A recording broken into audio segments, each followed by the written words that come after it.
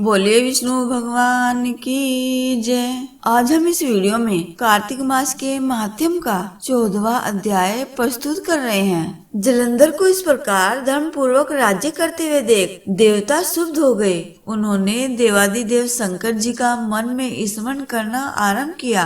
तब अपने भक्तों की कामना पूर्ण करने वाले भगवान शंकर जी ने नारद जी को बुलाकर देव कार्य की इच्छा से उनको वहां भेजा।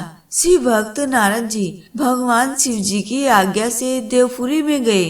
इंद्रादिक सभी देवता व्याकुल होकर शीघ्रता से उठकर नारद जी को उत्कंठा भरी दृष्टि से देखने लगे। सभी देवताओं ने नारद जी को अपनी व्यथा बताई और अपने सब दुखों को नष्ट करने की प्रार्थना की।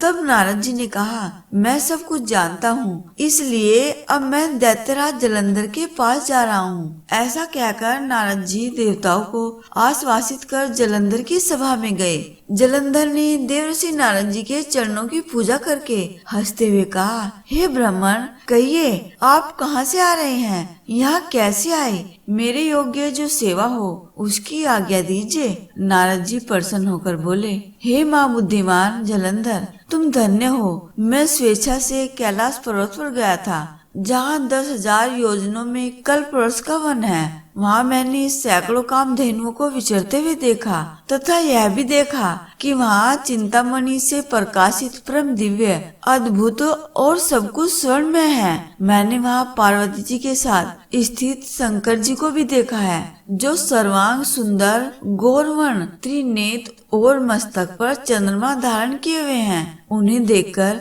मुझे बड़ा आश्चर्य हुआ कि इनके समान समृद्धिशाली त्रिलोकी में कोई है या नहीं। हे दैत्येंद्र, उसी समय मुझे तुम्हारी समृद्धि का स्मरण हो आया और तुम्हारी समृद्धि देखने की इच्छा से ही मैं तुम्हारे पास चला आया हूँ। यह सुन जलंधर को बड़ा हर्ष हुआ।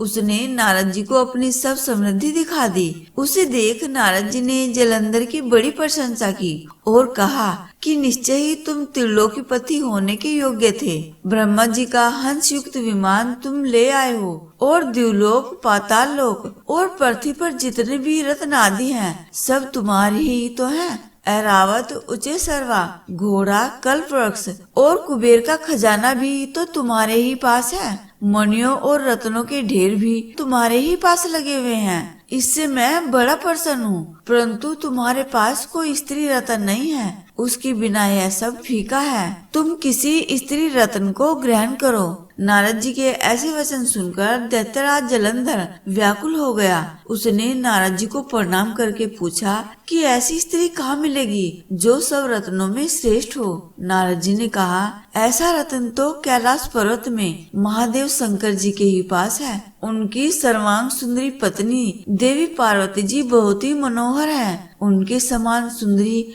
मैंने आज तक कहीं नहीं देखी। भगवान शंकर जी के उस स्त्री रत्न की उपमा तीनों लोकों में कहीं नहीं है। देवर्षि नारद जी जलंधर को ऐसा कहकर देव कार्य करने की इच्छा से आकाश मार्ग से चले गए। तो इस प्रकार से यहाँ कार्तिक मास के महात्म्य का 14वां अध्याय पूर्ण हुआ। कार्तिक मास कथा का 15वां अध्याय सुनने के लिए यदि आपने चैनल को सब्सक्राइब नहीं किया है तो चैनल को सब्सक्राइब कर दीजिएगा और वीडियो को लाइक करके दोस्तों को शेयर कर दीजिएगा। बोले श्री कृष्ण भगवान की जय।